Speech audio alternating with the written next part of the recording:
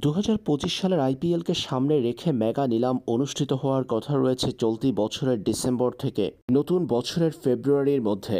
Board of control for cricket in India BCCI এর এক তথ্য থেকে এমনটা জানা গেছে। প্রত্যেক 3 বছর পর অনুষ্ঠিত হয় আইপিএলের মেগা নিলাম। বৃহৎ পরিসরে আইপিএলের এই নিলামকে সামনে রেখে দলগুলো নিজেদের পুনর্গঠনে কাজ করবে। দলে কয়জন ক্রিকেটার ধরে রাখতে পারবে তা নিয়ে এতদিন ছিল দ্বিধাদ্বন্দ্ব। তবে একাধিক গণমাধ্যমের তথ্য থেকে এবার জানা গেছে প্লেয়ার রিটেনশনের সংখ্যা বাড়িয়েছে ভারতীয় ক্রিকেট বোর্ড।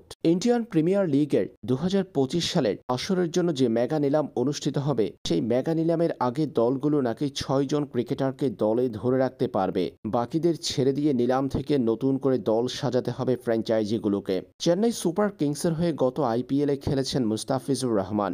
ভিত্তিমূল্য 2 কোটি রুপিতে ফিজকে দলে ভিড়িয়ে দারুণ সুফল পেয়েছে ফ্র্যাঞ্চাইজিটি।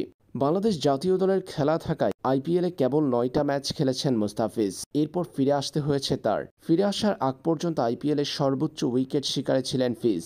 9 ম্যাচে 14 উইকেট শিকার করা মুস্তাফিজকে এবারও আইপিএলের প্লেয়ার রিটেনশনে ধরে রাখতে চেয়েছিল চেন্নাই। তবে বিসিসিআই এর 4 প্লেয়ার রিটেনশনের নিয়মের কারণে সেটা বাধাগ্রস্ত হতে যাচ্ছিল মহেন্দ্র সিং ধোনির দলের। যেহেতু এবার নিলামের আগে প্লেয়ার রিটেনশনের সংখ্যা বাড়ছে, অর্থাৎ প্লেয়ার রিটেনশনের সংখ্যা 6 জন হচ্ছে, সেজন্য সুখবর পেতে পারে মুস্তাফিজুর রহমান।